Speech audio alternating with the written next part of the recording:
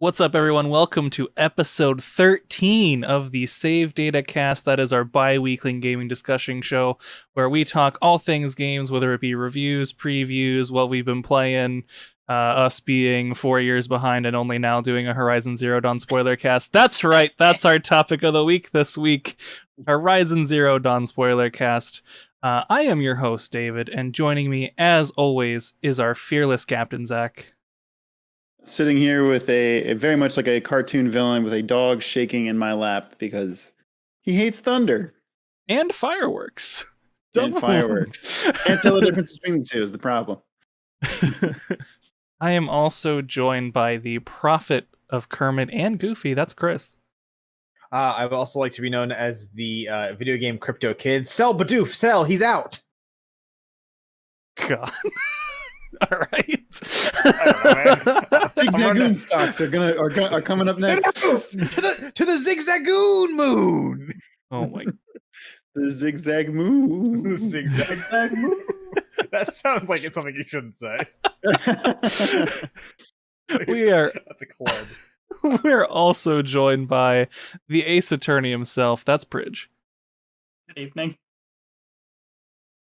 Before we get to the topic of the show, we are going to skip what we've been playing this week because, spoilers, we've played mostly nothing new except for Mario Golf, and we haven't played that together, which is the fun thing. We'll stream it. It's coming, we promise. RuneScape! Like we said, we haven't played anything good. Yeah, exactly. Got him. He said fun, which is also true. Yeah, still works. With that said, we're going to do Fantasy Critic Update, and you know what, everyone? A lot of stuff happened after E3. There were a lot of drops, there were a lot of pickups, there were lots of failed bids. So let's review what the heck happened. Alright, so first thing that happened, I dropped, that's Quadruple Adequate Games, dropped Breath of the Wild 2, confirmed it was next year, sad. I also dropped Sifu. I'm not 100% convinced that's coming out this year. Let's see. Zach dropped Atomic Heart. Because that didn't get a release date. Yeah, that really hurt me. That would be bad. Got a sick trailer, though. It did. I also dropped Super Mario Odyssey 2, because that's clearly not being announced or coming. Nope. Let's see. Pickups. First pickup was Pridge's Polite Cat LLC picking up Metroid Dread with a bid of $40. Yeah. I and Zach also tried to pick that up with bids of $20 and $11, so we didn't get that. Congrats, Pridge. Nope. Yeah, you're gonna get points on that for sure. Yeah, that was my one big spend. Zach's Rectangle Helix picked up Diablo 2 Resurrected. We'll see if that was a good choice or not for $16. It's gonna get 80s. Did you see Warcraft Reforged? Though? Yeah, will it though? You know what? That is a good point. I still think it's going to get 80s. That's a risk you got to take if you want to win. Yeah. That's fair. I also picked up Forza Horizon 5. Horizon 4 Dawns. Forza Horizon. I can't make it work. With a bid of $30. Y'all are fools. That's a guaranteed 90. You know what? You're right on that. I am right. I know. I'm just going to get some good points from the car nerds. Let's see. I failed to pick up Diablo 2 Resurrected because even though I ribbed Zach, I also bid on it, but I only bid $1. Yeah, okay. Fuck you. Pridge tried to acquire Forza Horizon 5, but I outbid him. Sorry, Pridge. And then I also picked up Tom Clancy's Rainbow Six Extraction for $12 because that actually looks pretty dang good. And then I picked up Battlefield 2142 with a bid of $3.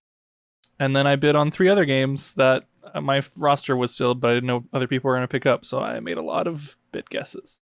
So I tried to pick up Marvel's Guardians of the Galaxies, Tunic, and Monster Hunter Stories 2. That was prior to... Is it out now? What? Monster Hunter Stories 2? Might come out this upcoming Friday. I think it's very soon. Yeah, it's not out yet. Okay.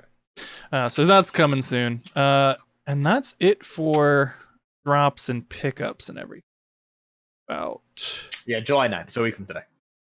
Nice. Okay. In terms of new games that came out that people have, I think Pridge has both of them. Yeah.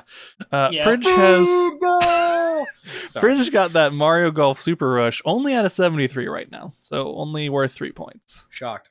Single player kind of Not sucks spells in shocking. that game. Pridge also has Scarlet Nexus, which came out the same day, sitting at a 79 on Open Critic for 9 points. David, you're playing And, that. How do you feel about that score? At the point I'm at, I feel like that's probably about right. Okay. I personally like the story, but it's very anime bullshit, and I can totally see a lot of people being like, "Nah, I'm good with not having this story." So, Gotcha. but combat's really fun. I really enjoy it. Gotcha. Let's see. Anything else come out that got scored? I don't think No, I don't so. think so. So I guess just update of where we're at. Pridge has 4 games released, sitting at 38 points. I only have my counter pick that has been released, so I have -10. I'm in the lead if we're doing golf scoring. I'm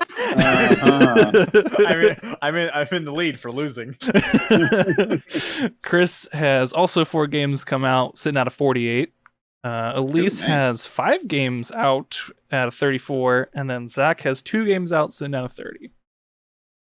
So, That's 2 games out of 30 is fucking respectable. yeah, that's pretty yeah, good. I had 2 really good ones. Well, actually, no. Technically, I have 3 games out, David.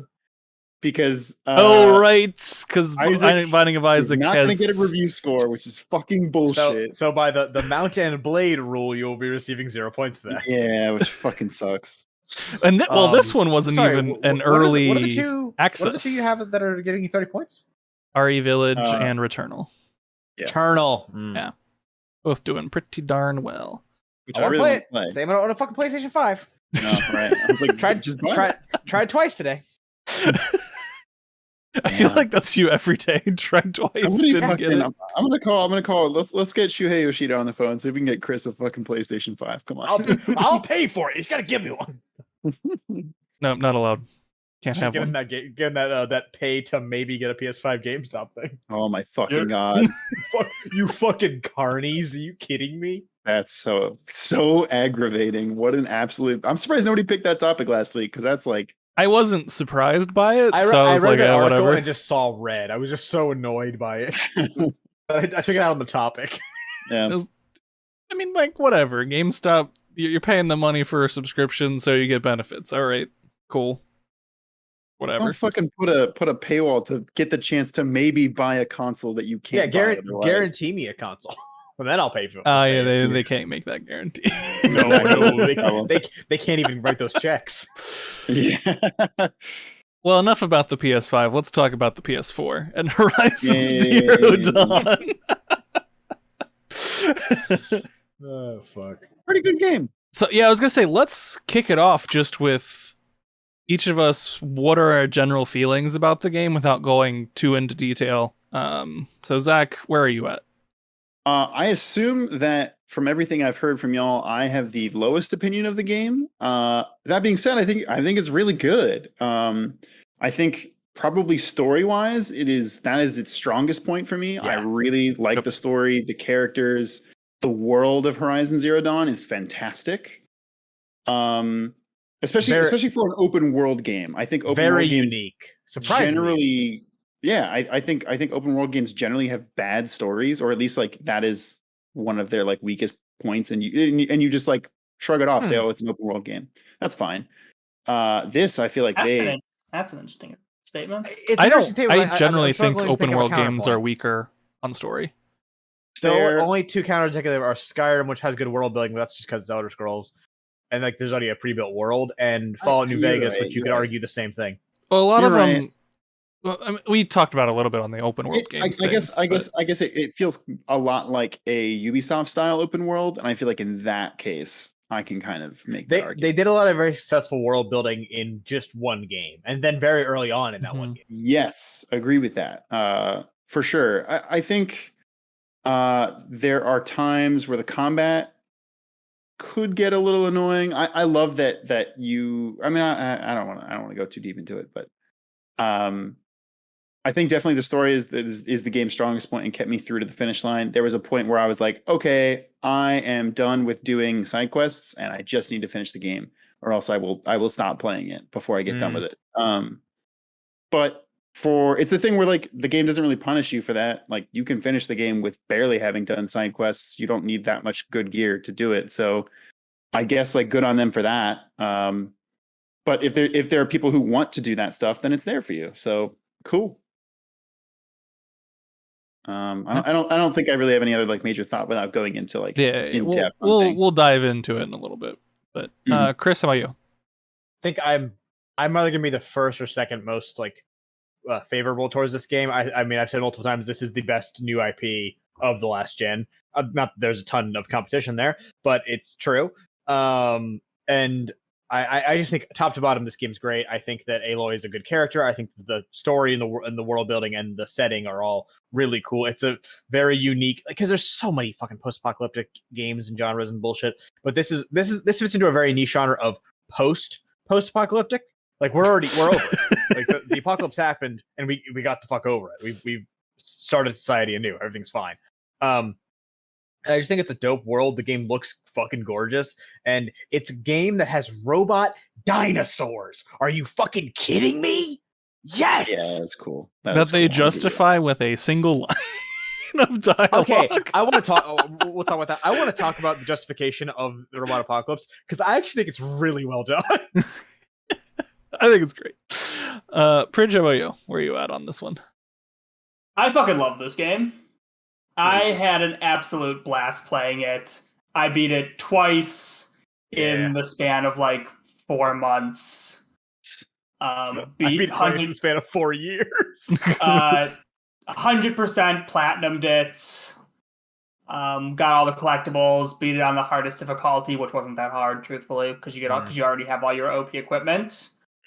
Story's great. World's great. Characters are for the most part good. And I mean, I think the one point where I'll differentiate a lot is that I actually love the combat. It almost never got boring to me. Something about, even though there's not a tremendous amount of enemy variety, I always had fun deciding how I was going to take down this particular group of machines, what equipment was best, what style was best, how to approach it. And I just constantly enjoyed the experience of just running around and arrowing and bombing and trapping things to death. I don't want to dig too much in that comment, but I do want to say one thing. I really appreciate how much they committed to, no, you are a fucking archer. You will use this bow. Like the bow, no matter what, it is your go-to weapon, because it's what Aloy knows how to use the best. Even if you pick up the best fucking of the one that shoots fast or the slingshot or any of that crap, it's still the bow. Yeah. Well, the Rattler sucks, though. I got using that. That's the the Rattler shotgun was thing, right? It's like a Gatling gun. Yeah, it's like a little Gatling It gun. fires like bursts. Fucking sucks. That sucks. Oh, It's dude, so the bad. upgraded one at close range ripped things apart. Come on. Maybe people, but not machines. It was definitely better against people. Yes, 100%. But I think people you just headshot and kill them anyway, so whatever. Yeah, that's pretty true. Like I Aloy's actually, broken. I think I'm the coldest on this game. So Really? I enjoyed Surprise. Horizon Zero Dawn. The story was very good, but the combat was bad at first and then got better, and then I was done with it. Did you beat it though? Yeah, I platinumed it. I just Okay. don't think it was like it was a 6 or 7 out of 10 for me. It's really not that hard. No, it was a very easy platinum. Yeah, so the platinum doesn't count getting every DLC trophy nor the new game. Trophies. So I won't. Does on Steam. DLC can fuck off. I did not enjoy the DLC at all. Really? Hated the DLC. Utterly Okay, hated it. we'll talk about that this more. later. But the DLC hated. I finished the core story and did nothing else for the DLC. Period. But yeah, the story in this game, really great. I liked a lot of the characters, although some of the characters I think were that I was supposed to like and feel a stronger connection to. I was just like, okay. I know who you're talking about. No, I mean it's most of them. The side characters, honestly. Aaron, is it Aaron? He's fine. I didn't Okay, dislike okay. Aaron, but like I just mean like a lot of the side characters who show up late in the game, I had no connection to, and honestly didn't remember a few of them.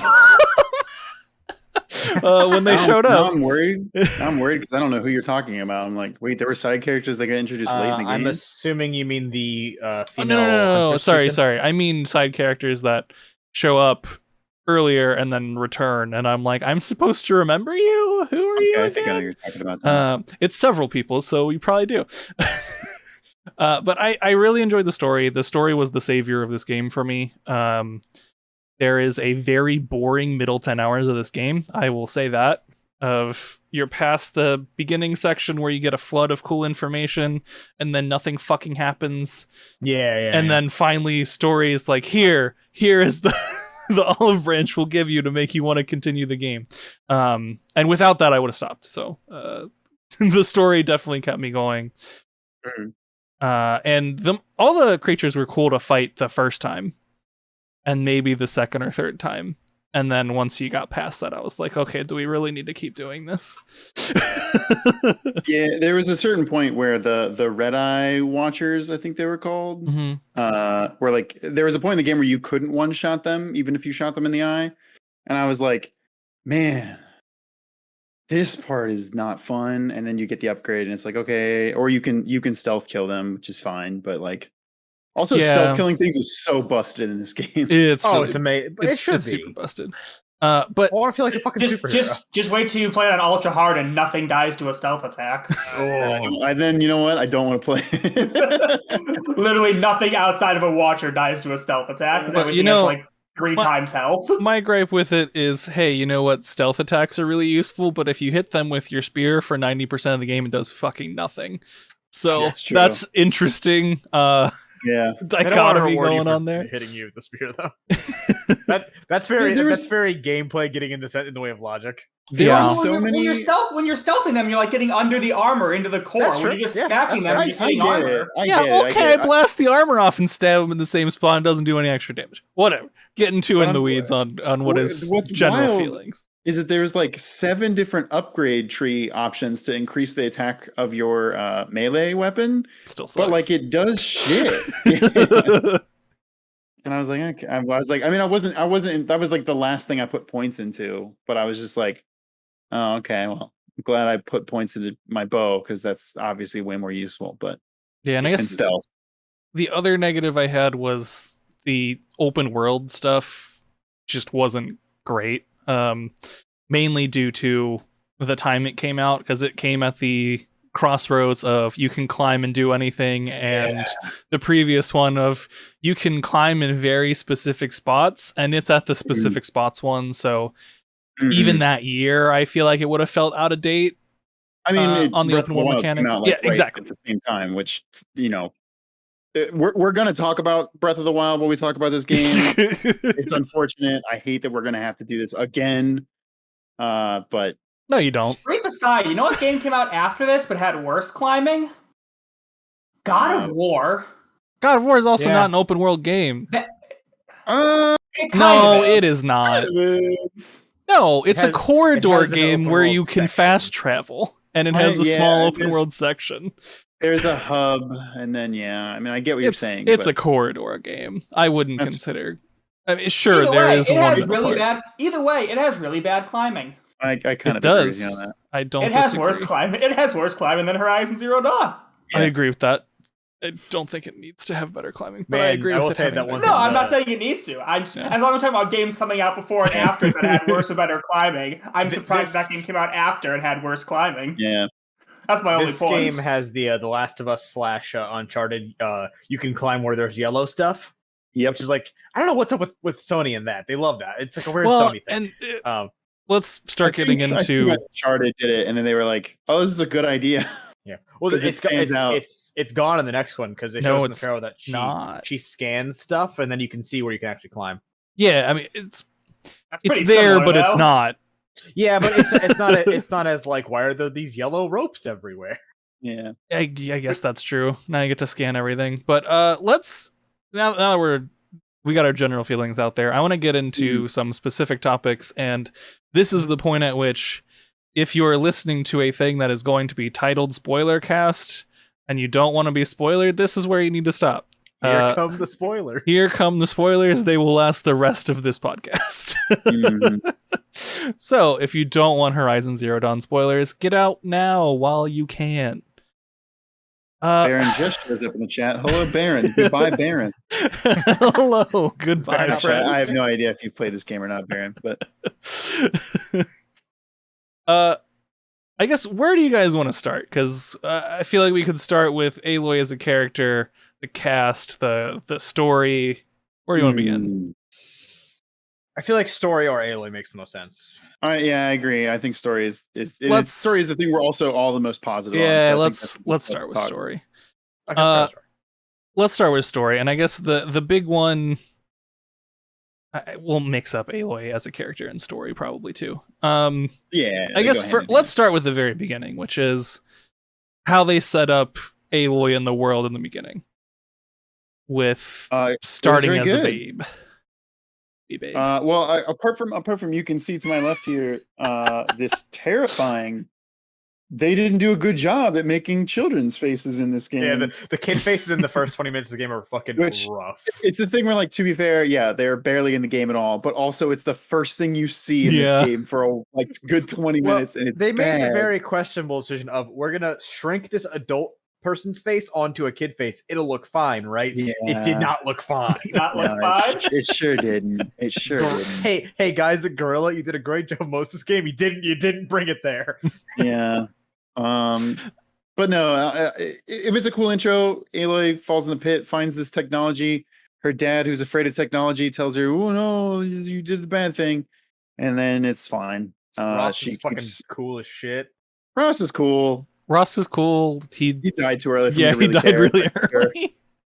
Yeah, but yeah.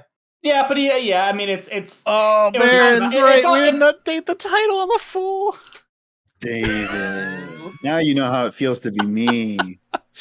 I'm a fool. No, I will say one thing that did blow my mind, and I just remembered it now. In retrospect, it was also very early in the game, but the intro starts with basically it's like an anime tournament arc where it's like, oh, you're the outsider, you're meeting up with the normal kids, and you're gonna be in a tournament, and it's this cool moment, and Aloy wins, obviously, and there's a moment where they're like, oh shit, are they gonna actually accept her as an outsider? Because the shitty jock kid is like, nah, she can't win, this is bullshit. Fuck. And then the trainer, or the person judging everything, is like, no outsider will ever be Honora. Yeah, because she's the champion, and I'm like, she is no outsider. That was a great moment, and then that lady gets got. Fucking everybody dies, and everyone dies. Even the jock and the other girl, they set up as your friend, and I believe wow. she makes out. I think Nala, she dead as fuck. No, she dies. Everybody dies. And I was like, wow. You help get a couple randos out there. But they never come back. Yeah, both Bast and Vala get gunned down within 5 seconds of each other. Yeah, that was a really cool moment. I was like, oh shit, they mean it. I wish.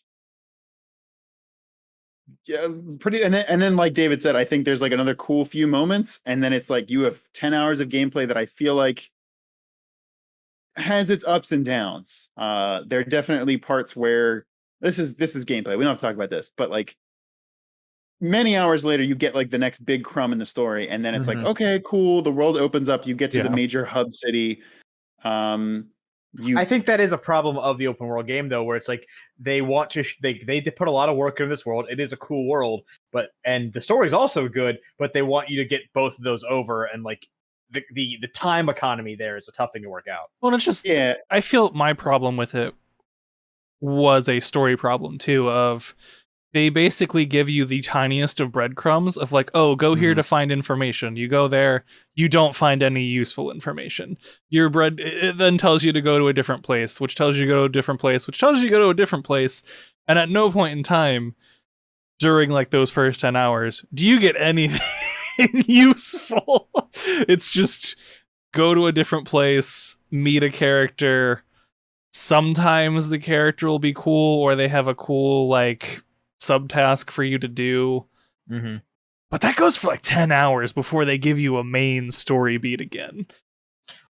Just curious. What are you talking about from between the Proving and Meridian? Pretty much, yeah. There's nothing in there. Okay. Yeah, that's fair. The Revenge of the War Party part is not story centric. Yeah, No. and then there's the whole part. It's just a couple good fight scenes, and that's pretty much it. And even Meridian, obviously meeting Varl and Sona, is decent. That's like the war chief and her son. Yep. Yes. Yeah. And the girls, the girl who dies, brother and mother. Oh, yes. that's Right. Yeah, they're cool. I like them as characters. Yeah, they were cool, and even their design is good too. I feel like when you get to Meridian too, there's not a lot right off the bat either of like, it's hey, you're in Meridian, cool. Now you need to go to this other place to get information. I agree with that. You break into Orland's house. That's supposed to be more of Aloy as a fish out of water. And look, I mean, the first mission after that is meeting the Oseram dude. Oh, Aaron. Olin. Yeah. And you do get a ton of information from, and you do get a lot from Olin. I agree with that. There's not a huge gap between Meridian and story development. There is that one town in the middle that's useless. What's it called? Yeah. Eclipse? No.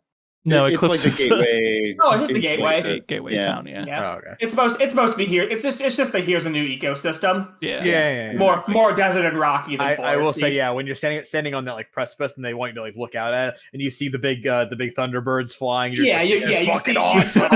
stormbirds and glint hawks for the first time. And you're like, oh shit, I'm about to run into a lot of new enemies, aren't I? Also, that stormboard's gonna fuck you up. It's I'm curious because I didn't actually run into the big boys until like much way later in the game, same. and then I was actually ready. Yeah. Same Still. Actually, I was going to complain about Glint Hawks, but actually, there was only a very brief period of time where they annoyed me, and then I was like, okay, I can pretty much. 2 fire arrows kills them flat. I mean, they suck because they're just everywhere, and before you have good fire arrows, it's annoying. Yes. But after a while, yes, you can notch up 2 fire arrows at once, and they're dead. Bingo. You know what? That is a technique I barely used. Was the double notch? Really? Oh yeah. No, for Glint Hawks and hitting Thunderjaw hearts, I would constantly notch up 2-3 arrows and just finish things faster.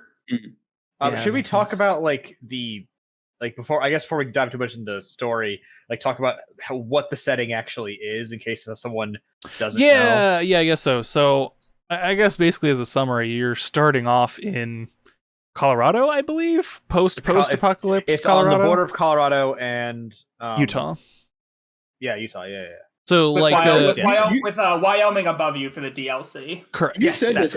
I never found that in the game. So that's the game never says Colorado. It's the DLC says Wyoming. The game and you can jet and the and some of the amphitheater and locations you get from viewing the okay, that makes sense. Those points are actual places in Colorado. My brother actually looked at a map. It's badly scaled. But all those very places badly do exist in relative location to it's each other. It's very badly scaled, but I think which is obvious. No one's expecting it. I think the one that got me was I think Chris had said it was in Colorado, and I was like, oh, spoilers! And then I literally turned on my PS5 when I played this up, and did the next overlook, which was all of a minute from where I had saved, was Denver Stadium. And I was like, that wasn't a spoiler. That actually says the name of a location. Okay. And my favorite fucking thing about it is immediately Aloy goes, "What's a Denver?" Yeah. And that's it. That's it. And I love how the setting of this game doesn't fucking matter. It's all to us, and that's awesome. Speaking of Aloy and her remarks, do you think Aloy talks too much, or did you ever get annoyed by her interjections? No. I've had games with much more annoying shit, so this didn't bother me in the slightest. 100%. Lara Croft in the new fucking Tomb Raider. I agree with that. Goddamn annoying. They've ruined her fucking character. I'm so annoyed. I think the only one that bugged me is if you were going down a hill.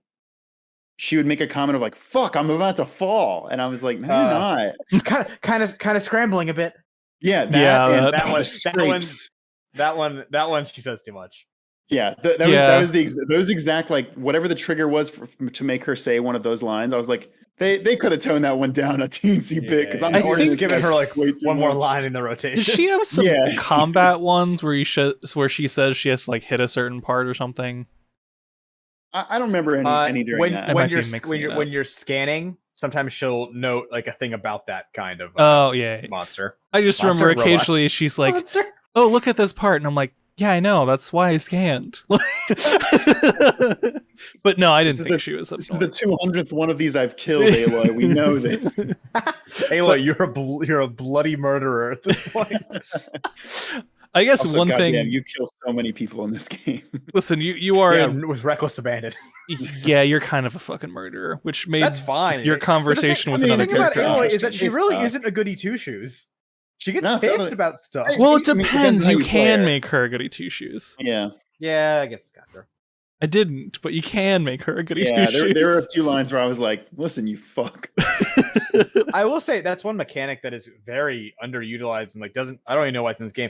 The brain, heart, and fist. It doesn't need to be in the game. It doesn't. It Nope. It does literally never nothing. matters. No. No, but I don't think it hurts. It allows you to play Aloy a little to your Yeah. liking. It's That's true. listen. Here's my issue with That's this. It is a character that very much has her own personality in every cutscene that you do nothing to determine.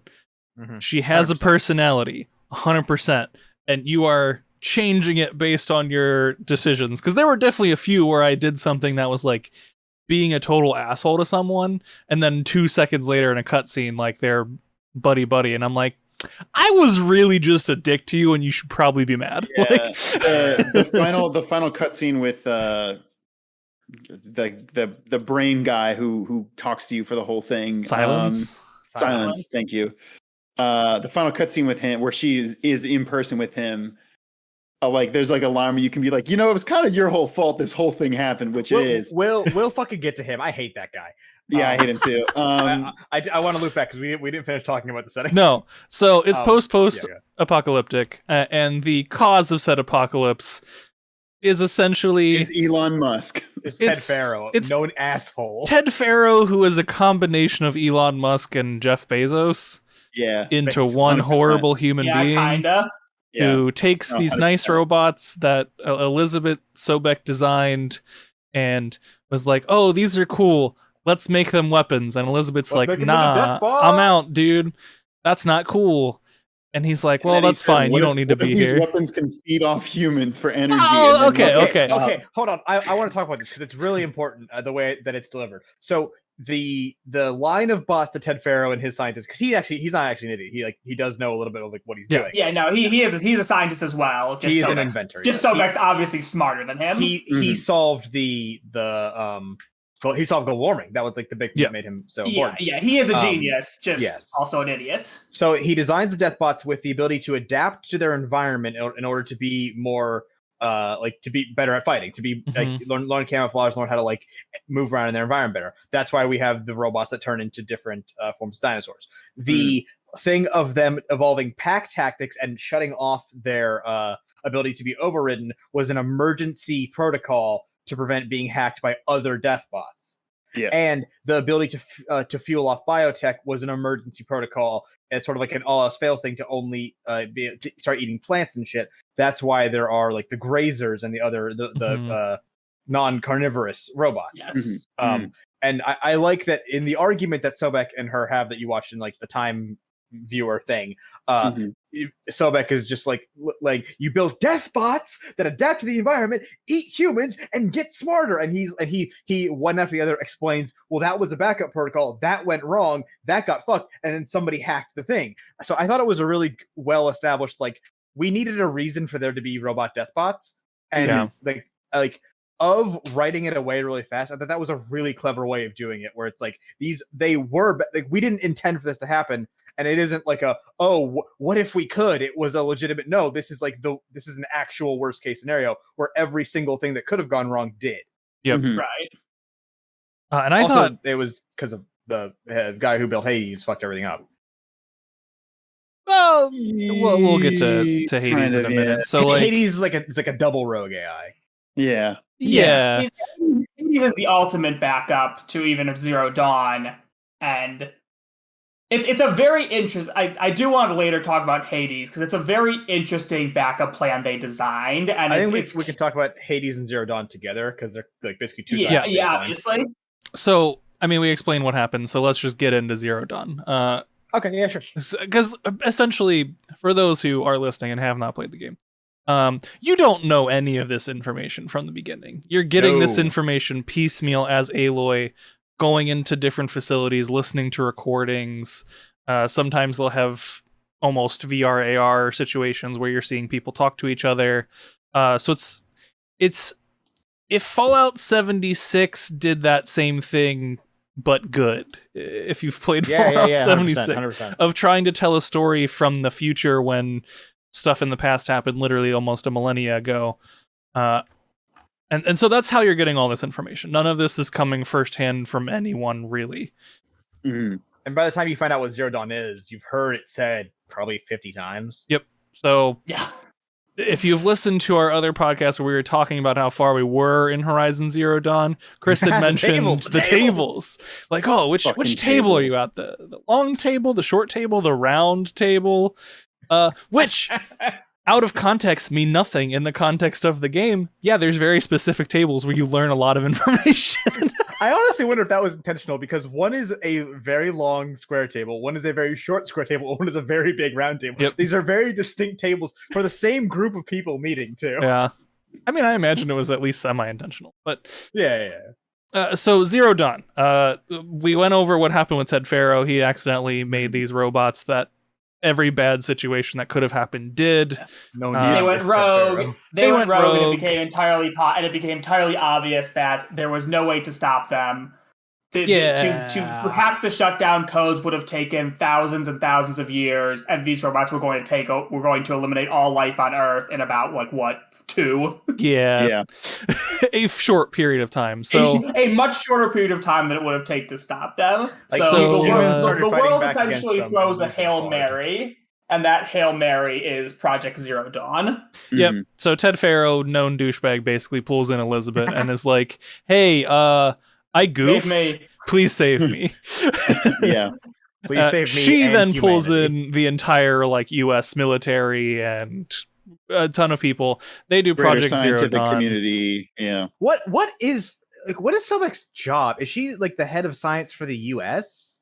She is smartest lady. Yeah, I believe she appears just to be the big super genius. It's very unclear. She's the Alpha Prime, man. I believe they don't really discuss what she did. They don't really discuss what she did after she left Faro Industries. Yeah. She went and was doing her own thing. It's in some of the text. Yeah, we don't know exactly what it was, but we assume she was doing more sciencey shit. She was making peaceful robots, trying to undo some of the bad that Faro had done. Basically, was her whole shtick. And then she got called back. Things went to hell.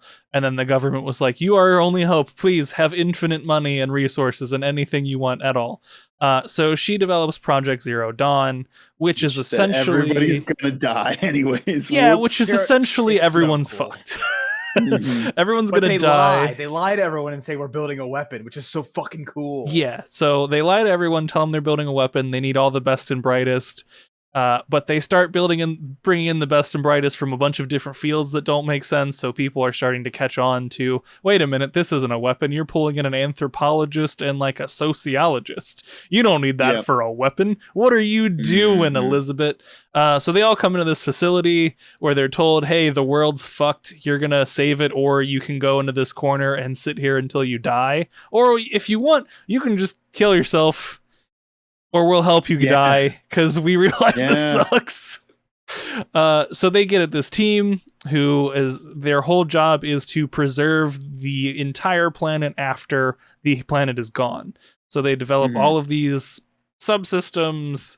One controls restoring the water system and fish. One's in charge of plants. One's in charge of land animals. One's in charge of cloning and teaching humans, so that in the future, after the robots have run out of things to eat and died away, this system will kick on and start to repopulate the entire Earth. And not just with people, with plants and animals and all these different biologies. It's essentially the arc for robot death.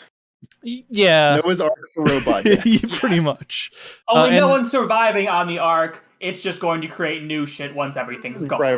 Literally, Yeah, like yeah, yeah. singular cells of organisms that will just blossom and bloom decades later. Which is very cool, and a key part of the Are you kidding system. me? It's Key so part of the good. system is they're like, hey, it took evolution like millions of years to get this right, and we're trying to force it in like a few hundred years.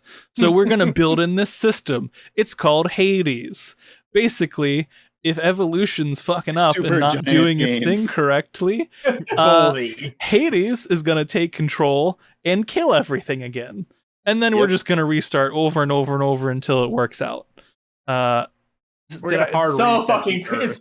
it's so fucking interesting to like think about. Like, just in case we fuck up evolution, rather than create a species that's doomed to fail, let's just have a subsystem that nukes it at the beginning and we try again. It's so crazy. It's so what an interesting concept, and like it's rationalized very well in the game. Yep. It's I a bunch of think. stuff they could have written lazier, and they Yes. took the extra work. Yes. Yes, They could've really just been did. Like, oh, the robots somehow came back on, and they're trying to kill everything again. And instead, no, they made a good reason why. Yeah, and they Hades had- exists. Like every subsystem had a good reason. They even had what was it Hephaestus that was in charge of making robots, basically. Yeah, Yeah. I found the list of all of them and what they do. I do want to talk about the themes of mythology, but we can do that later because there's some very interesting naming conventions in this game that I don't A lot of them are understand. a lot of them are very intelligently named. I mean, Poseidon detoxifies the oceans. Yep. Oh no, but even Ar- beyond that, Ted Farrow, Elizabeth Sobek, Rost is named after Ra. Bast, that punk kid in the beginning, is Bastet. Well, it's also Bast is the name of that god. I don't Also fully understand Bast. why, but it's that's a thing. Tab is Interesting. also Your another na- Egyptian name. Your name is Alloy. Okay. Why the fuck is her name not like? Why is it Aloy? Come on. Because it has to be like Alloy, but it'd be weird to call someone Alloy. But It's true. But they don't understand. They don't know what alloy is. Well, They listen, do. it would be weird for players, and they still have to write for players. Yeah. Call her Al. Al, Big Al. Yeah, our newest brave, Al. Hey there, The anointed Al. one of the Nora, Al. We can definitely get into the naming stuff, but all of the subsystems are named very intelligently. I really liked how every subsystem was given a team lead of who's making it, and the team lead's personality makes it into the subsystems, essentially. Gaia is the Yeah. biggest example of this. Yeah. Gaia is a great example. It's Sobek, like, the whole time. No, I guess- Gaia was the cool black lady. Yeah, I mean, her personality is very much like Elizabeth's because she takes the time to talk to it and treat it as a person, and so... Whereas Mhm. Ted Farrow's out there being king douchebag and being like, stop talking to the AI. It's not a person. And she's like, well, I mean, it's about as close as we're going to get with a computer. So fuck off, Ted. Right. But every character that creates one of the core systems, that system has some of their personality in it. Like, and I think the big one for this was just the one-line thing of why dinosaurs exist was, I think, Hephaestus or Gaia, where they're talking about like what, like, the designs of the different machines that are going to be made by Hephaestus to help, and the machines that are in the world are also made by Hephaestus to try and move the world towards where it needs to be. So they I have believe different the line purposes. is like perfect machines for their environment. And Yeah. I remember I was waiting for it. I was like, the perfect killing machine, Metal Gear. But instead, no, they're like, why is there a dinosaur? And it's like, oh, that guy just likes dinosaurs. Yeah, straight up. He thinks they're cool. Which And you he's know, right? which you know was also how they'd gotten the game like that, of like, what kind of animals we should make, and some designers like Oh, fucking fuck yeah. dinosaurs stick them in, and they're Yeah, like, robot this is a line. dinosaurs. This is a line that's going in the game. Yeah. It's 100% like a thing where they could just say, robot dinosaurs are in it because robot dinosaurs are fucking rad, and they took the extra effort to write in a logical reason, but then also say because it's fucking rad. Shut up. Dinosaurs are cool. Stop asking questions, idiot. Facts. But I really liked how every subsystem had the personality of the alpha, and that whole time you're listening to different recordings from each one. Over the course of several hours, honestly, because you start hearing the voices of the leads back when they're being interviewed for whether they're going to even be on the project, up until they die. Like you're hearing recordings that last those whole 2 years of development, and some of their personalities change. I think Hades Bro is a good example of that guy lost his fucking mind. Mm-hmm. He sucks at the beginning, just to be clear, but He sucks, but he doesn't most of the time. genocidally suck until that's the fair. end. yeah, that's fair. and then roughly around I want to say the 2/3 mark of the game, we find out that Aloy is in fact not a Nora, not anyone from this time period. She is a clone of Elizabeth Sobek. I mean, Which is why she's able to interact with stuff I guess we did better. kind of skip that earlier. which is it's pretty plot important. Aloy here's the got thing, pooped that out wasn't by a door. surprise to anybody, right? No. The very first time they said that she's a 97% match for Elizabeth Sobek, I was like, okay, she's a clone. Yeah. No. Because isn't a kid like a 50 or 40% match Yes, for their parents? Ish, but yeah, it's not exact, but yeah, it's around 50.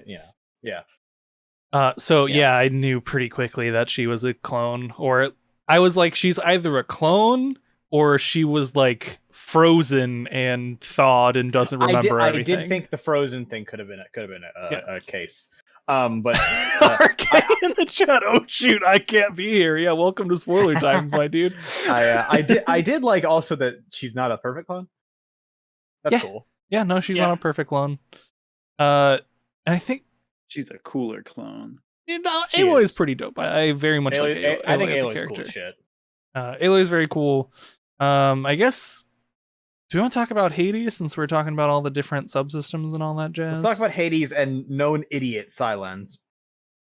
Thank you. All right, so Hades, we talked about it. It's the intentionally genocidal machine that basically wipes out existence if the system fucks up. Triggered. Yeah.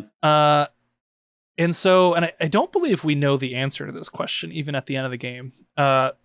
Essentially, there was a signal that sent Hades off, and Hades got activated. Despite the fact that things were working, Hades was somehow activated by a rogue signal, and that's sort of the teaser. That's the teaser to what's going to be explored in the second game. Yeah, is what set off Hades when it was not supposed to be activated. So Hades, God, it's fucking Silence.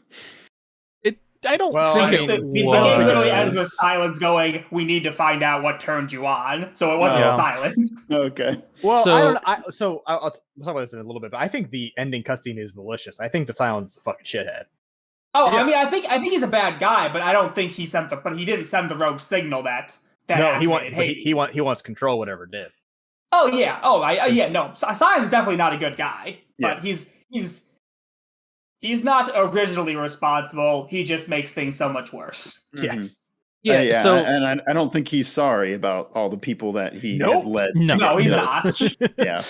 No, but basically, so Hades got activated. Gaia basically blew herself up to stop Hades from murdering all of humanity that existed. Hades was going to try and take over Gaia, and if Hades got control of Gaia, it got control of everything. Correct. So she blew herself up to at least minimize the damage she could do, but she has a failsafe to turn herself back on as well. And Hades basically didn't die because he was on some subsystem that wasn't included in the explosion. He's chilling for a while, and then Silence finds him. And Silence talks to Hades, becomes buddy-buddy with Hades, goes and founds the Eclipse cult to worship and help Hades. We'll talk about them again in a minute. Then kind of realize Hades is going to kill everyone, and he doesn't really want to die. And realizes he started a death cult. He's also included with the word everyone. So he is also a member of the subset called Everyone. And flash forward to 15, not 15, probably a decade-ish, and he's helping Aloy defeat Hades because he realizes how bad of a decision he made 10 years ago. Yeah. So listen, And now the death cult is run by this other asshole who's a real dick. Yeah, Hellas is a real dickhole. Yes, that's his name. Thank you. Yes. Hellas, real asshole and mass murdering fuckhead. Loves shooting kids. Sure do. Which, Sure do. Hey, if you're gonna get a villain over, by the way, great work. I will say this. I do like the writing of his like backstory stuff where he's like so zealotous. Zealotous? Is that a word? Zealous. Duh. Yeah, what the fuck? Zach? Overzealous, I guess technically. Yeah, he's so overzealous and like firmly believes like he is the right one and like all this shit and like him being like, oh, this justifies what I'm doing and like I like them going the extra mile for that, and not him just being fuck, but he is still a huge fuck. Yeah, well, it's because he didn't get to be a parent. Yeah. That's literally the theme of this game is parenthood. Yeah, it 100% is. And Yeah, like, that's true. Yeah. And there's a huge theme of trying to control your child, whether that be like your product, a robot, or literally a fucking kid. Mhm. Right. Yeah. Or the future of the human race entirely. Also, it isn't plot important, but I do love that the Nora tribe is a matriarchy, and it's never really touched on. That's just how it is. Well, I love that. Again, this I think the most overarching theme of this game is motherhood, and to set that up, the Nora being a matriarchy and Aloy being outcast because she does not know her mother is what sets that entire thing in motion. I mean, sets the stage for that plot, for that theme relevance. And even her adopted parent is only a father. Right. Yeah. Yep. Who lost his child, who had a wife and kid who died. He would fucking vengeance crazy, and then only basically got his sanity back when he was once again able to become a parent. Mm-hmm. Yeah, it really is big on parenthood. You're right. And even the Karja tribe, it's a whole father and son thing for... Son King of Odd killed his dad. Yeah. Yep. Man, yeah, it really is parenthood pretty much never everywhere. got to be a dad, and he's insane. Mm-hmm. Aloy is the child of the world's greatest scientist and the literal personification of Mother Earth. Yeah. Those are your mothers. Aaron gets cucked on the regular. Jesus. Well, okay, I will say one thing. I think it makes Aaron an incredibly likable character is that he hits on Aloy once, she's like, and he never does it again, and he's just cool about it the rest of the fucking game. Yeah. What a genuine, like, I know the bar is on the fucking floor, but like, what a good dude. I think the reason I like Aaron so much is that he really feels like if I was in this world, I'd be like, man, I don't fucking know what I'm doing. There's robot dinosaurs everywhere. My sister was cool as shit. I can't live up to her shit. You're cool as shit. I don't even know who you are. His only talent is that he's big. He's just a big dude. Yeah. And he drinks a lot. And I respect that. And then he kind of gets his shit together towards the end, but he's still a fuck up, but he's lovable. I mean, judging by the Forbidden West trailer, he's still getting his fucking shit kicked in on the radio. He's a fuck up that is still like second in command of like a city. He's not a fuck up. He's trying his best. He is somewhat competent. He's trying his best. He is in no way a fuck up. He just isn't as good as the best. Yes, exactly. And he's constantly trying to live to that standard, which is the fuck up part. He's still better than 99% of the other humans in this game. Oh, 100%. Oh yeah. I mean, when you're competing with people like the merchant and the other merchant, and I know that's not what you meant. I'm being an asshole. That dickhead from the Nora tribe who, after you're made seeker, is like, no, fuck off. The general. Yeah, he becomes the war chief until Sona's found to be alive. Yeah, fucking hate that guy. Yeah, that guy's a douchebag. I kind of wish he died, but he didn't. And the nerdy guy who you saved in the beginning, who just becomes kind of a tably faced merchant. Everyone loves Tab. Who's that guy who's like he's all about killing bandits? Oh, Nils, my favorite character. Nils cool. My favorite fucking character because he's so nonchalantly a murderer. Yeah. He's like, I could hunt the robot dinosaurs, but it doesn't feel as good to murder them. You know, I just like murdering people more. My favorite thing is Yeah. so Good for you, Nils. in your last encounter with Nil, he's like, "Hey, we should do a murder to each other. Wouldn't that be rad?" And then if you're like, "No," he's like, "What?" I mean, He gets real sad. he didn't consider that to be an option. Like he didn't think you would say no. He's just like, "What do you mean? Come on." My favorite part Oh, about then he- Nil is just that he recognizes he's a mass murdering fuckhead. And he Yeah. also recognizes that society doesn't particularly like when you do that. So he's like, So he okay. kills Yeah. bandits. He's like, I gotta find my niche. My niche is bandits. I'm gonna kill all the bandits. And No, only, nobody's- Kill people, only- and everyone's okay with it. Exactly. Yeah. only when you are out of bandits to kill does Nil go, man, I'm out of murders to commit. Can we murder each other? Is that cool? And if you spare him, he literally shows up with the final fight going, "Hey, I heard I can die here." Yeah, she should have been the final That's hilarious. I didn't know that. Yeah, if That's you spare him, amazing. he shows up and basically said, "I heard this was a good place to die." That's incredible. And then he's That's just so like good. he's just fighting anything that moves because he's fucking sick. Ooh, question about the final fight, because again, it does have like the cavalcade of everybody you ever met that was a character at all shows up. There was one girl who I think was supposed to be from the DLC, or at least at the very least, she just said she's from whatever that tribe is up in the north. I can't remember their name. Sorry, say that again, Pridge? Bunduk. Banuk, yeah. Banuk. The Banuk, yeah. Banuk. And I only had like 2 lines dialogue with her. I didn't complete the DLC. I like started it. And I was like, I I'm not gonna play it. don't remember if a DLC character shows up at the final battle. I Honestly. Probably did, doesn't. Now that I think did the about it. DLC after the final battle, so I don't know. Okay, so they patched at a point where Oh. the chief of the Banuk Mhm. and his sister's apprentice, they will be chilling on the mountain before the final battle. There was. I specifically remember a Banuk woman who like gave you like the big cannon gun you got. Oh, she's like, not the- Banuk. She's Oseram. No, she's Oseram. Oh, really? Yeah, she's Yeah, Oseram. Banuk don't know anything about technology. That's true. You're right. Oseram make guns. Well, all I remember is like I don't remember ever meeting her, and then she had like 2 lines of dialogue with Aloy at the end, and I was like, this person kicks ass. Where was she the whole game? Is that Petra? Yeah, that's Petra. Oh, Petra's dope. Yeah, I don't You think I ever remember meeting that person. she's in a weird settlement that's very easy to miss. Oh, well, fuck. But That apparently sucks. she shows up even if you don't do it.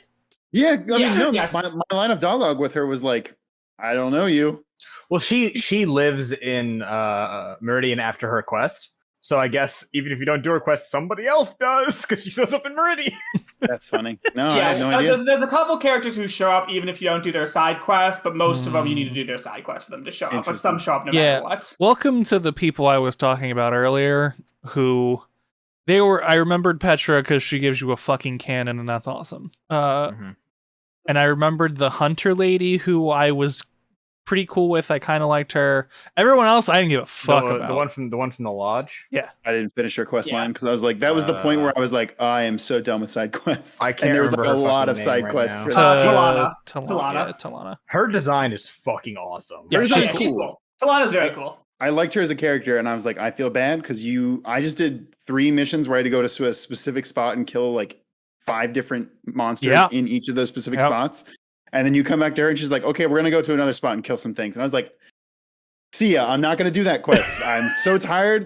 I got to get to the main mission. I'm sorry. Can we be But if you real? do that The quest, hunting you get to lodges watch- fucking suck.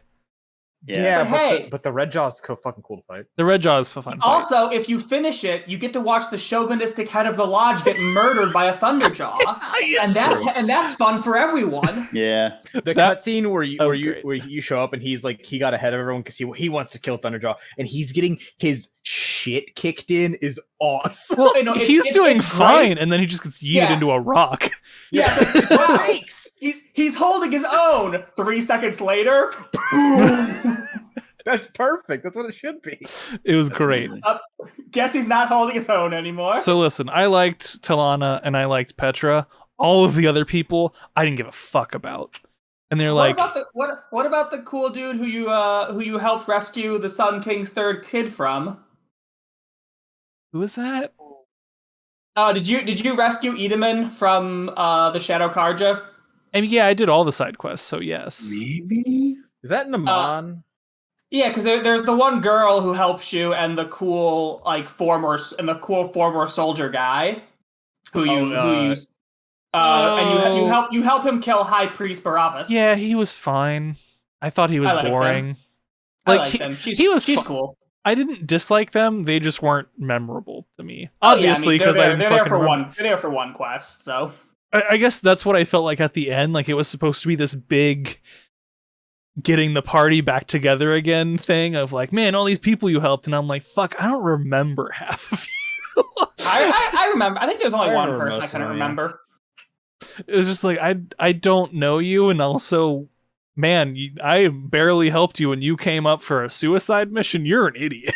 Well, I mean, hey, I think they did a pretty good job of explaining. Hey, if we don't win this, literally Everything dies. Yeah. Yeah, Yeah. Meridian is the only the Karja really have the largest military. So if they go down, everyone's next. I also liked that how it's like all the tribes are surviving, but really only one of them is thriving. Yeah. Yeah. And even the Karja weren't really thriving since they had the split. So Yeah, the shadow. Yeah, they did. They did have that big regicide thing. But that was a recent occurrence, though. I mean, Yeah. look, True. Meridian must have taken a long time to build. oh for yeah, sure. 100%. And like, listen, the writing and backstory for all of the tribes was fantastic, including how they Yeah. interact. Like the Karja were fucking murdering everyone, and then the son of the king was like, regicide time. You're kind of a giant hey, Yvonne's douchebag. like, all right, my dad, noted douchebag. He's kind Probably of shouldn't dead. be king anymore. There's a cool Yeah. line about how like it was like the Karja had been going for like I think it was 100 or 200 years before they met the Nora or the Banuk, and they're across the fucking river, my guy. Yeah. But because the land is so impassable because the giant fucking death bots, it makes sense. Yeah. It's cool. And the sun doesn't shine there. Yeah, man. Also, Yeah, the also- Banuk were super cool. How Yeah, there are these frozen badasses. who Like, commune fucking with put robots. wires inside of them. Yeah, and Yeah. stick wires in under their skin to better communicate with robots. Like Jesus Christ, the story in this game Yeah. is so fucking good. Like, I cannot stress how man the rest of this game was just fine for me, and the story saved it, and the story and like I could see the beginnings of what could be like a 10 out of 10 game, which is why I'm excited for the next one. But like, Do you think the next one, like, would you prefer if they took it a little less open world and put you on more paths with I story? would. I don't think they're going to. No, definitely not. But Well, my yeah. one thing is that this game is much more a quest to go west. I'm not trying to be funny there. Like that is like, I mean, literally the point of the game is you need to go to San Francisco for whatever the fuck is there. So I wouldn't be surprised if the game is a lot more structured in that. I would be shocked because I'd be pretty shocked. Usually don't go from open world to not open world. Yeah. I don't think that. I think it might be that like the beginning is a lot more pipelined, and then when you get to San Francisco, the game opens up a ton. I still doubt that. I think it's going to be very similar to this one, just more refined. People Okay. liked it, so why not? Yeah, they're not going to to drastically change it. Like I was just looking up to see what Guerrilla, because obviously Guerrilla made Killzone before this. They made a lot of Killzone Oh games. boy, everyone loves Killzone. And then Sony let them make their own game, and then they made a really Hey, good they one. did good. What a concept. Oh, yeah. But I was looking up like what their normal turnaround time was in the Killzone games. Every one of them, with the exception of one, came out 2 years after the other, and then they had 4 years between Killzone Shadowfall in 2013 and then Horizon Zero Dawn. So they had a lot more time to come up with a story and a world and make a pretty cool video game. yeah, I mean, this game's without a doubt better than Killzone. Like, Oh, I mean, nobody fucking doubt that in a second. I mean, I wonder how long they had like been working on the story of it.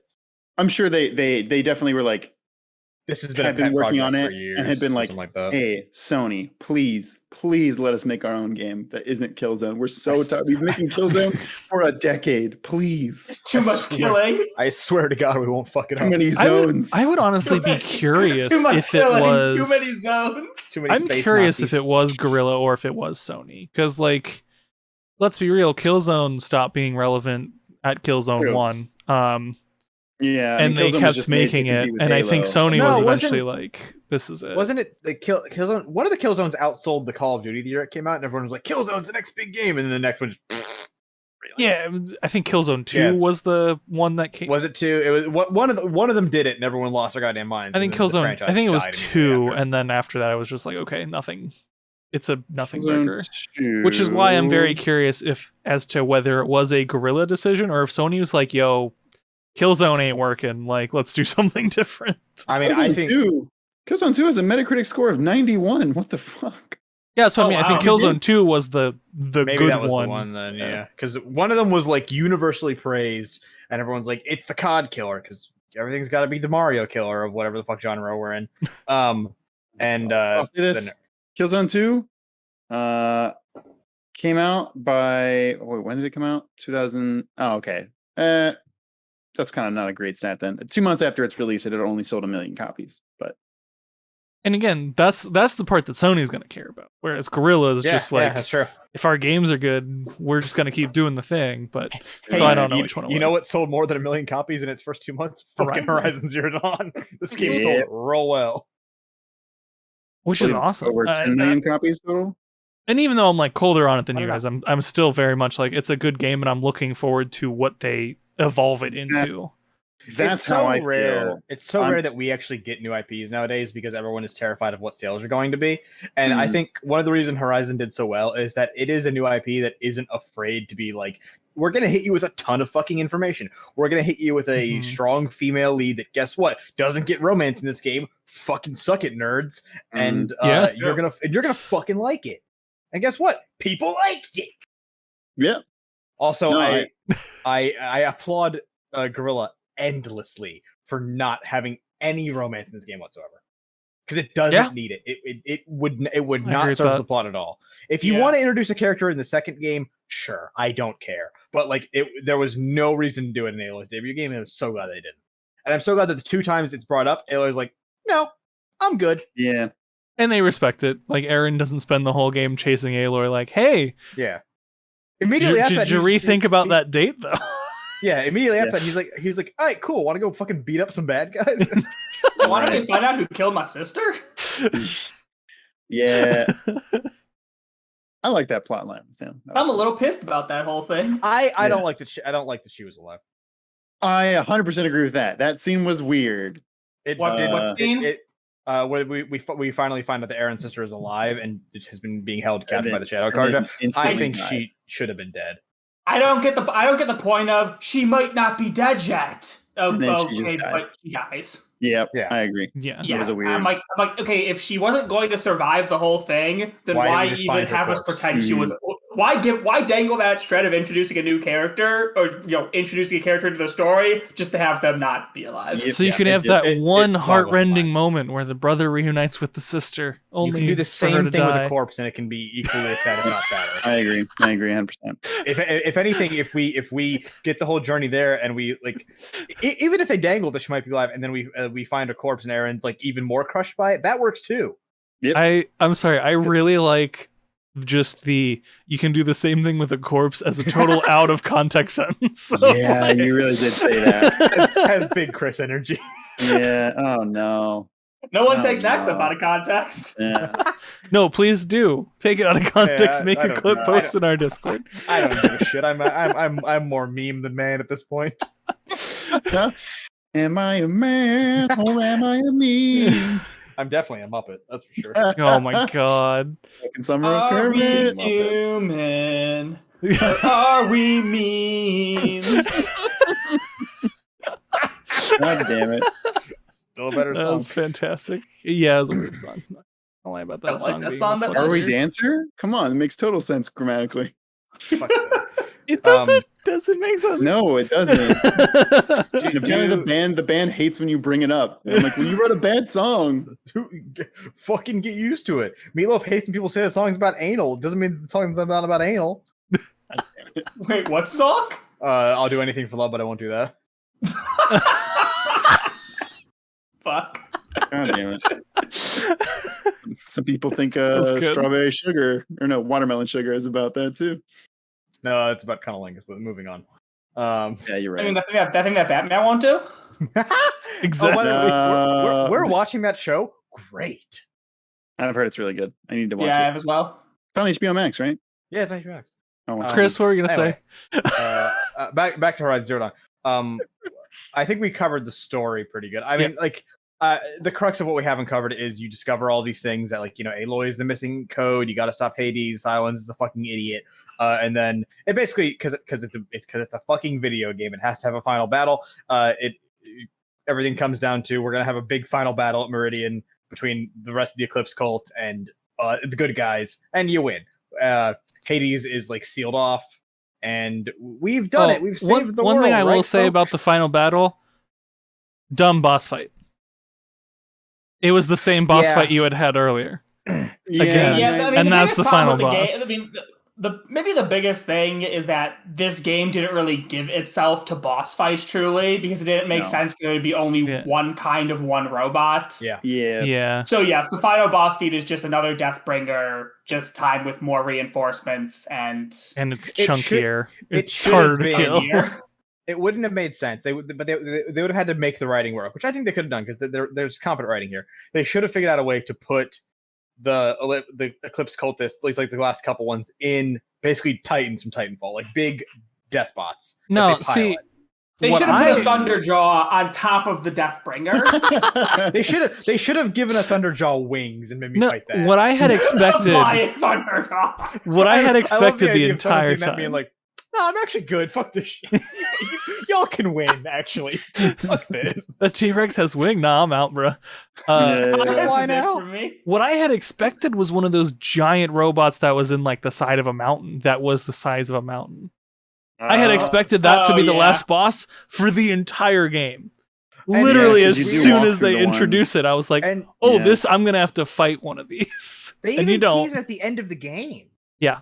Because in the post credits cutscene, Yeah. Silence, Walks Hades, into one. he somehow gets Hades back into a thing. I don't. Yeah, that understand. doesn't make a didn't lick of any fucking to me. sense. No. No, yeah, the soul of gets the it in- machine flies yeah. out and goes to silence. I don't fucking get it, Well, dog. What? he was like hitting a button to like send out a signal. I don't. It makes no fucking sense. He gets No. Hades Yeah. into like a AI control cube. I don't fucking know what the hell it is. Yeah, And then- I think the red thing just supposed to be like a visual representation of a signal going out. Yeah. We need something.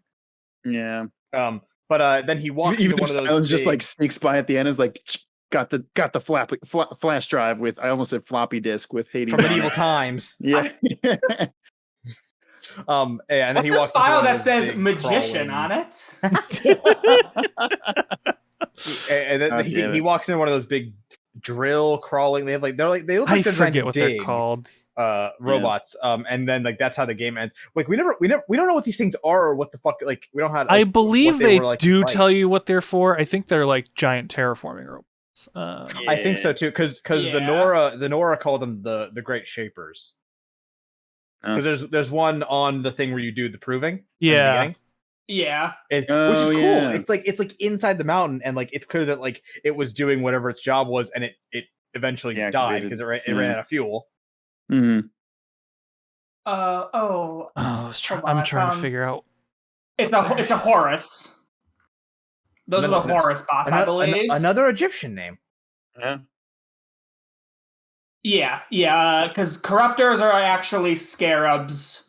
Deathbringers Yes, are yes. called Kopesh, and those big tentacly ones are actually those are the Horus class machine, the Horus class chariot robots. I would love to get someone at Gorilla to explain why we went with two different mythology sets of names, and why some of them are like what made them decide which ones were Egyptian and which ones were. Ted Farrow really liked Egypt, and Elizabeth Sobek really liked Greece and Rome. Yeah, but her last name is Sobek.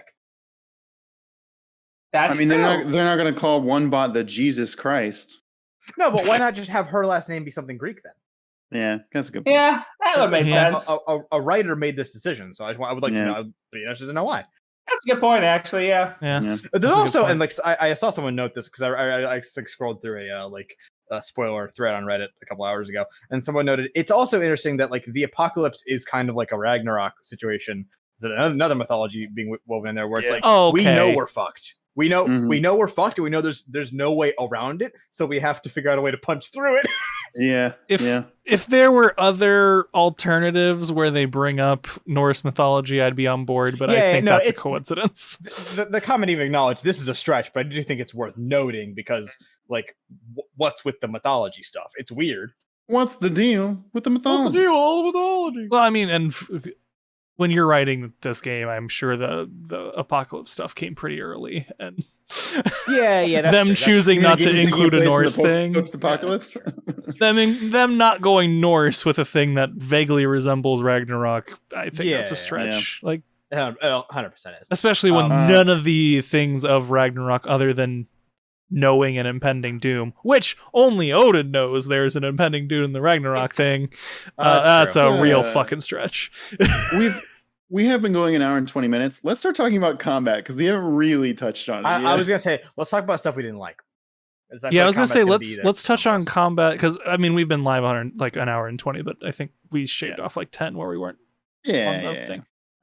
So I want to talk about combat and then quickly dip into Frozen Wilds real quick. Sure. Sure. So combat, I'm gonna make a comparison. Let me know if you think I'm fucking insane. Okay. Horizon Zero Dawn is open world Ratchet and Clank. I haven't played the new one, but I'm gonna go with. I mean, sure, you have a weapon wheel, and it's a. They give you a fuckload of tools that are all situational, that all deal damage or inflict a status ailment. That is what all of them do. There is no difference, really. They give you too many weapons to put on your weapon wheel, a fuckload of different tools, and it's just fight fucking everything. Because this game is fight fucking everything. Whether it's the robots, the people, you have to kill the fucking animals for upgrades, which can fuck off. I really hope that's not in the new game. Yeah, that part did suck. It's going to be, and it's stupid, but So literally everything in this world was like, to the point where I straight up do not know how humans live in this fucking world. Because Aloy is the baddest of badass in this entire system. Yeah. And somehow people are alive. That's why there's so few of them. Yeah. Shit's really rough out here. I mean, and Aloy at least kills 200 of them in the course of this game. Yeah, so 200's a low ball. I vaguely see your point. I don't really see the Ratchet and Clank comparison, but I see what you mean.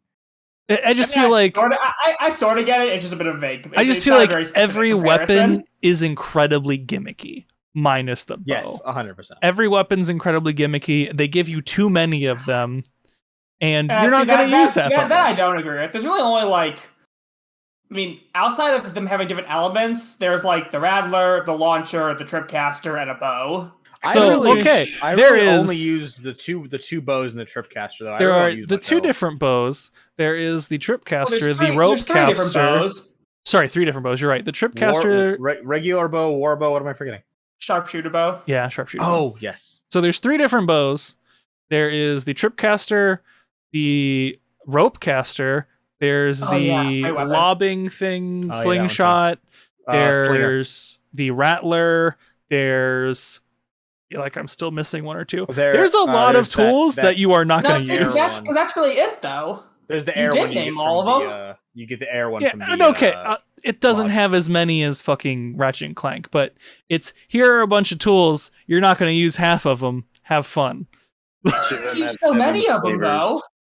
I frequently use most of them though. Oh, I did not. I use most of them now. Ropecaster was huge to tie down enemies, so I could take out. I never used the Ropecaster. I never used the Ropecaster. Oh, it's amazing. Yeah, it's really fucking good. You guys messed up. Then. No, I just froze stuff, which does effectively the same thing from better range. I use Ropecaster a lot. The only one I didn't use was Tripcaster. I used the Slinger a ton, especially. I used the Tripcaster a lot, actually. I use the Rattler to take down humans, and I use the. I mean, I think that just speaks to the fact that like it's very adaptable to what playstyle you end up choosing. Yeah, that's what I like. Yeah, I don't think it's a problem with the game. I think it's just you can choose to not use a lot of the tools, or you can choose to use them all. And I guess I felt like a lot of them did the same thing, just in different situations, which was kind of boring to me. My biggest complaint about the combat in general is that there aren't really many good close range solutions, which makes sense for Aloy. She's a hunter. Like her thing is, I will sit in a fucking bush, I'll pull my bow, and I'll fucking hit something in the head. But then a lot of the game means that I have to fucking roll away from the thing that is punching me in the face. Oh yeah, there became a certain point where I was like, I'm a dodge roll king. Let's just do this. I'll do it. Yeah. I'll start the fight from long range, and then it's just dodge roll shoot, dodge roll shoot, dodge roll shoot. They should have given her something. Well, they actually show it. It's actually in the fucking trailer for Forbidden West, the smoke bomb. Yeah. Oh, that too. Cool. But also, yes, she uses her fucking she just does a fucking pretzel motion and does her blaze blue super move. Yeah, I will say was a cool moment in the trailer. One thing,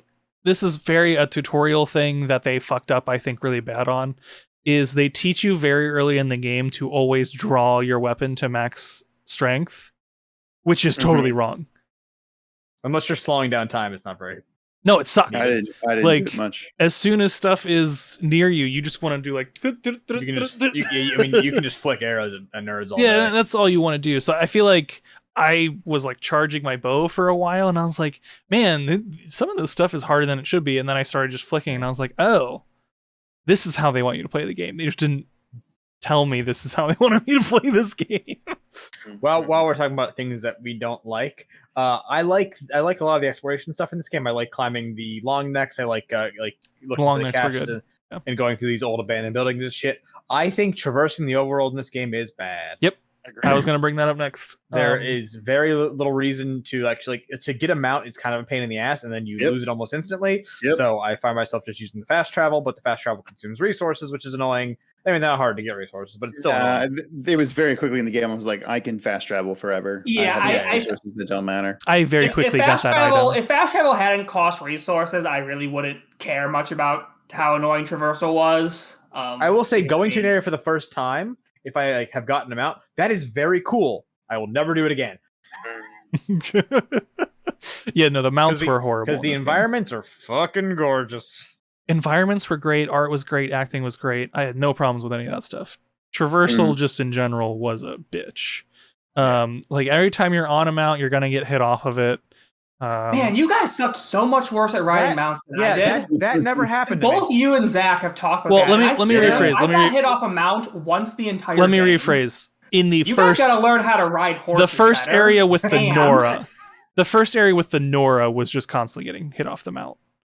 Once you're into the car better, David, I'm not teaching you some equestrian lessons. Teach you how to ride a horse, bro. Save data goes to the farm. Oh my god. It's like, for me, I probably gotten a mount maybe 5 times in the entire game. And of those 5, like 2 of the times I got shot off by something with a projectile. And I was like, motherfucker, why do I even do this? This sucks. I could see how that would de-incentivize you to do it again. That's what did it for me. That makes sense to me. Also, the Frozen Wilds section traversal can fuck off in general. See, I'm so shocked by this because I think Frozen Wilds might be the second best single player game DLC I've ever played. Piece of shit. Hated the whole thing. Wow. Piece of shit. I'm surprised to see you hated it so much. I thought it was fine. The DLC actively dissuades you from using the things you get in the main game without giving a replacement. So I will say it's really fucking hard. Like, no, I don't even think it was that hard. It is a mid to late game DLC, and you can go there very early on. Yeah, they let you go there way too early. I got my shit kicked in, and I was like, end game, and then I left and came back later, which was I'm fine with that. It was a lot harder. It's got that great guy from the Dam side quest. He's awesome. Okay, yeah, he's pretty entertaining. I thought most of the characters in that one were kind of meh. There's just that main girl and the guy from the Dam. That's really it. Snow. The whole fucking thing is just snow. But it's so pretty. It's pretty. But listen, the HUD is like a light purple blue thing, and on snow, that does not... There is not enough contrast in that. Can you not change the color of that on... No! because I tried. Interesting. I changed color. I don't even think I noticed an issue with the HUD. I changed the color. The of HUD was in every fine game through the too. entire base game. It was Frozen Wilds. I'm like, I fucking hate scanning in this game. It is And- horrible. Yeah, I guess that makes sense. I didn't I really see your notice point. it, truthfully, but I guess that makes sense. That part I was see very your annoying. The control towers, I think they're called, actively disable the good armor from the base game. Like they explicitly made shoot that design choice of like, But why you the can fuck blow did you them, do that? You can blow them up from forever away, though. But why would you do that? Like, why would you take the time to specifically code the game to negate a piece of armor from the base game? Why? And it's a piece of armor that you have to spend a bunch of time to get, like most of the game, to get the extra armor that has the shield. Oh, you're talking about the shield barrier? The shield The shield, armor, yeah. And they're just didn't like, have that no, when it was have Frozen fun, Wilds. get fucked. Yeah, I didn't have it when I did Frozen Wilds.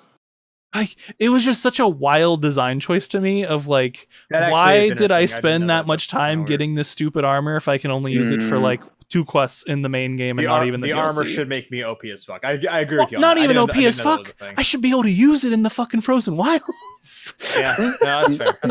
I mean, you can use it at the end of the Frozen Wilds, though. There's not that many control towers. No, you can't. The last boss fight, the control towers keep spawning. You're an idiot if you bring the shield armor into the last boss Oh, really? fight. I didn't notice. I didn't know that. But the final boss had Because you've got tower. the bear, the fire claw or whatever, and then there's control towers spawn up and they knock out your armor. Like, I know they only added like two or three extra robots for the Frozen Wilds. It was but they're so fucking cool. The bear is so. The bear is very cool. The bears are very cool. Fire claws are fucking crazy, man. Yeah. I liked the Frost and Fire Claws. Those were really cool. But the rest of the DLC, I was like, the main quest was fun. I didn't enjoy anything else. Also, like, it's clear that someone at Gorilla was like, "Yo, we should do an ice thing," because like when they shoot fire at you, it melts the fucking snow. That's so that's so extra and so awesome. I mean, I was talking about this with Will today on the new Subpixel podcast, Chasing Kojima. This is a really good engine. Yeah. Guerrilla Games made a very good engine. Yeah, they really did. Hideo Kojima used it in Death Stranding, which is unfortunately not a good game, but they used the engine really well.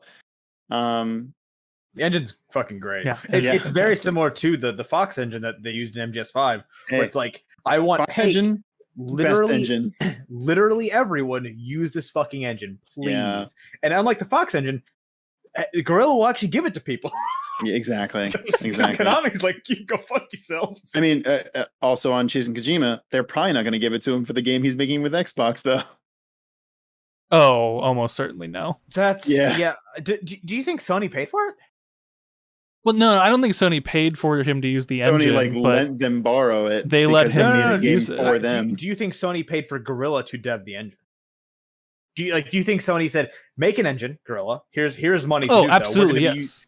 We're going to be using it because they wouldn't everything. have. They would the engine would not exist if Sony didn't pay for it.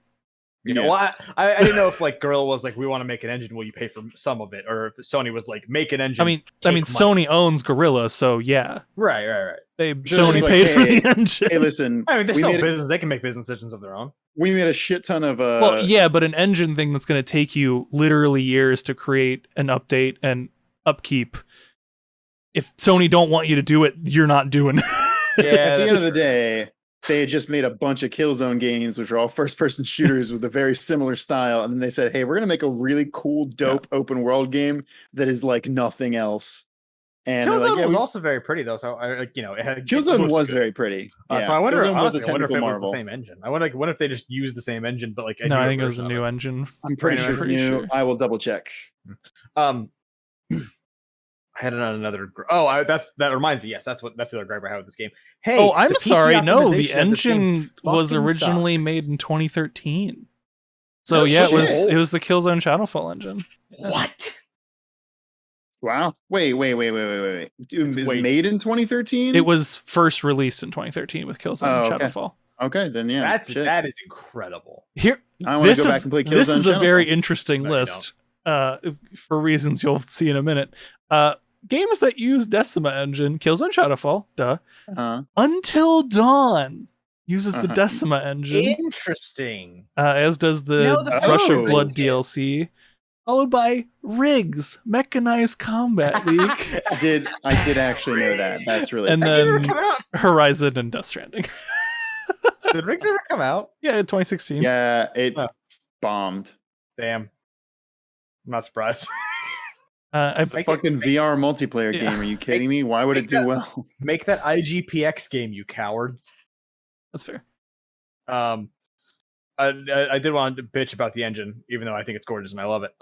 Hey, this game is optimized like dog shit on PC. Oh, okay. well. Yeah, you did. Say I have what I consider to be a pretty fucking great computer. I mean, I got a fucking i9. It's other than the fact that I don't have a 3070 because fucking hell. I have a pretty top of the line computer. It cries when I play this game.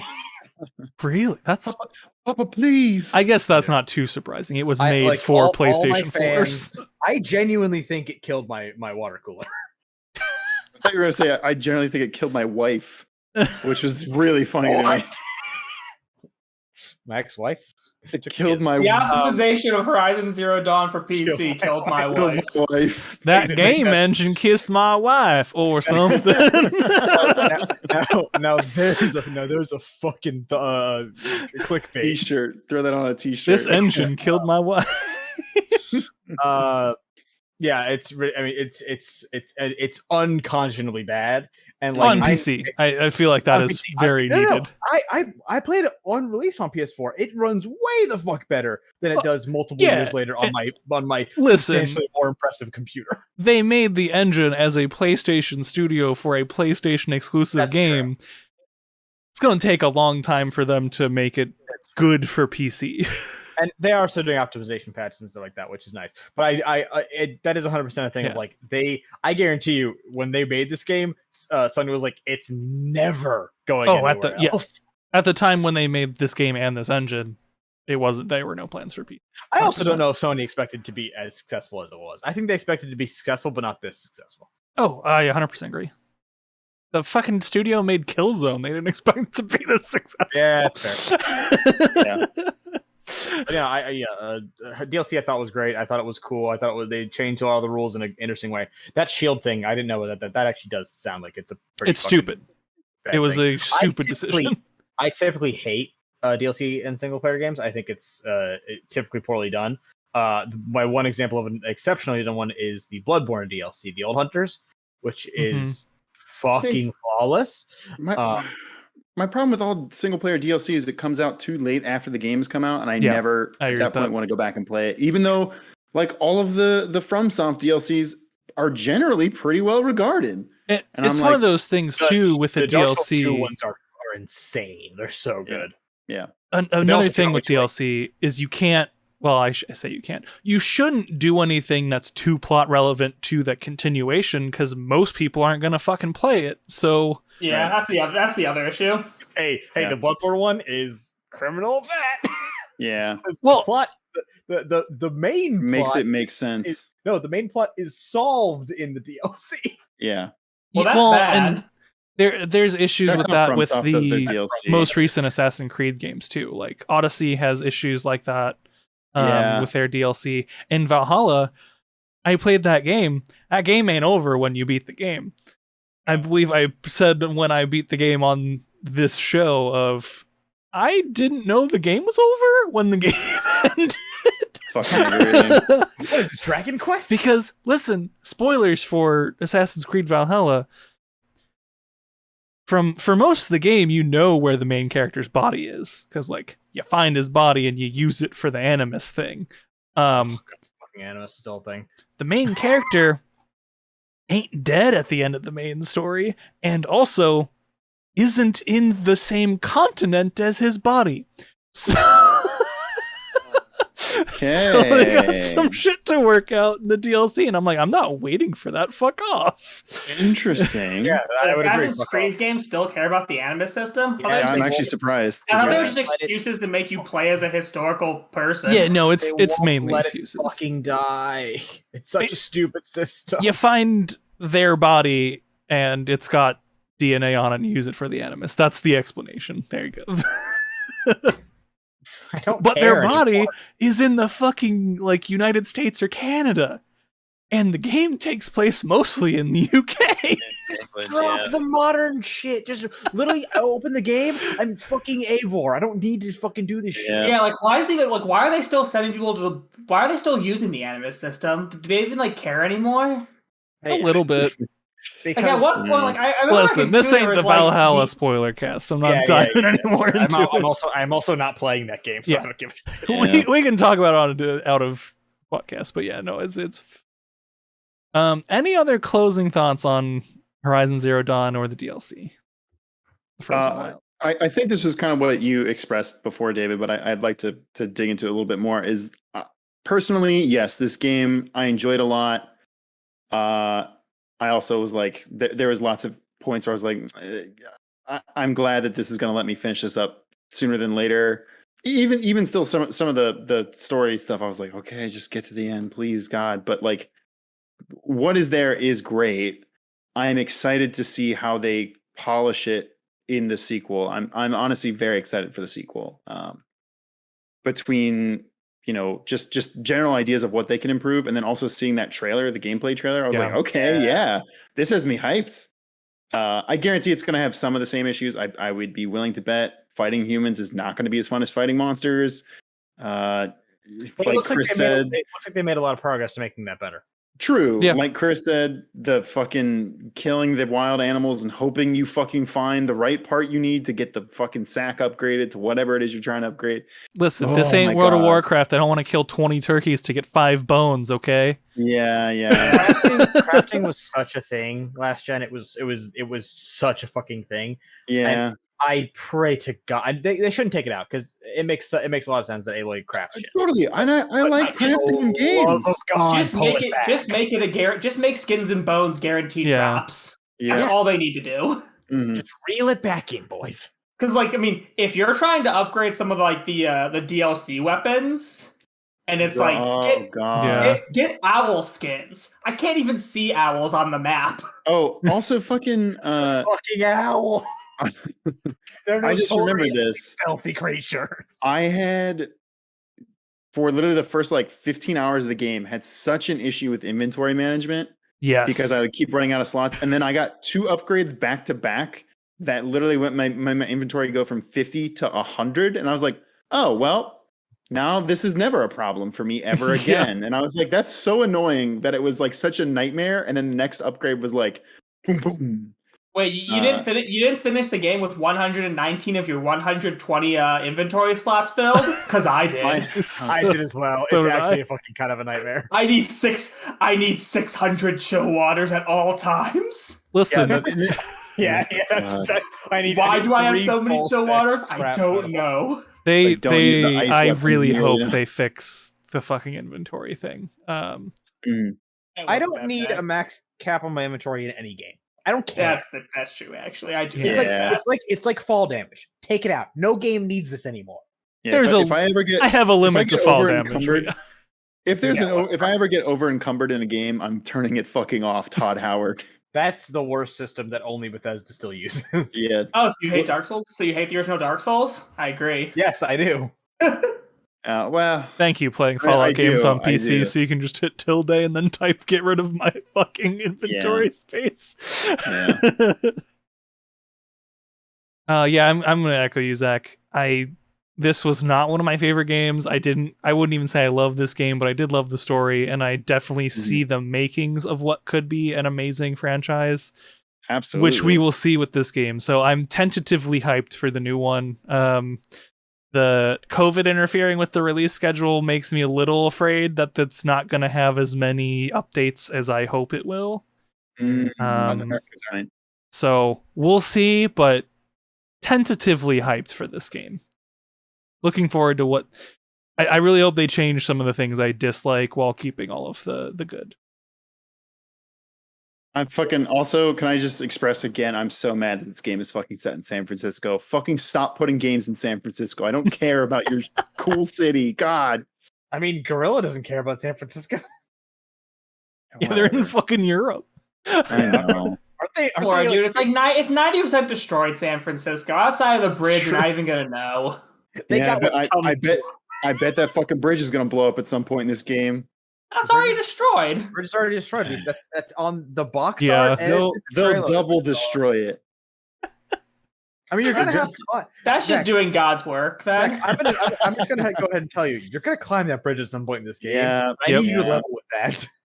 Probably I need to several level this times. bridge. No, I think it's gonna be like a It's gonna be a long story game. location. Yeah, or yeah. a story location. Yeah, it's 100% gonna be a story location. There's no That way makes it's more not sense. going Yeah, to. they'll make you go there. 100%. Yeah. They wouldn't know. And if not, I'll probably go there anyways because it will be cool to look over. but I won't be happy about it. No, I'll complain. It'll be It'll cool to look look off Grudgingly okay. of, enjoy but the fuck you, beautiful game scenery from the developers. Golden Gate Bridge. It'll be just Yeah. like a Pokemon stream. Shit. The Golden Gate Bridge? Is that what you said? No, the Golden Gate Bridge, but Damn, but the Golden Yes, Gate but- Bridge yes. is really good. but yes, Bridge does ride with both Bridge and Bridge. Somebody get a nice big 4K image of the Golden Gate Bridge and then a Photoshop bridge in the background going like, My bridge. What's that, Chris? I just dropped an Allen wrench on the floor. Oh, Why do you have an Allen wrench? I was tightening my desk earlier. What do you care? I mean, yeah, I actually also have like an Allen wrench, like always like 2 feet away from me in case I need to tighten I have things. a And little like share pencil and cup full of desk. random bullshit. Okay, shit. I'm not. Allen wrenches are very useful. all right, got- Bridge or yeah, Chris. yeah. Final I got thoughts on thermal paste Horizon, please. Let's end this Fucking podcast. love it. It's a great game. Aloy is an awesome character. People that don't like Aloy are either dumb or sexist or both. Probably both. Fair. Fucking, if you haven't played this game, go play it. It's probably dirt cheap or free at this point on PlayStation. I don't fucking know. Is it Um, is it in the PS Plus collection? I don't think it is. It don't was think it is. it was in the Bullshit. free. What was the play at home? Is that what? It was Oh called? yeah, it was in Play at Home Yeah. free though. Yeah. It was Yeah, free. there I was a don't know- period where you could get it I don't for know what free. it currently is right now. It is worth your money, even if it's still $40. It's still worth your money. It's between 20 and 30 everywhere. Yeah. Yeah, it's the game it's great. It's awesome. It's an IP that I have a ton of faith in, and I really hope does well going forward. Because I think I think Aloy is genuinely a character that they could ride for half a decade, if not more. Oh, for sure. I mean, yeah. sorry. It's Oh already- yeah. So I mean, like a decade or more, because I think that like this character's got a lot to give, and I honestly Heard like. that. I think they probably got a lot of feedback about how the story is one of the more engaging parts of this game, and like while the Mhm. combat is good, it is also like that's great and all, but I'm here for the dope story. Keep it coming. Yeah. I hope we get a lot more advancement with the story and with Aloy's character in the next game. Boom. And that son of a bitch silence. Son of a bitch.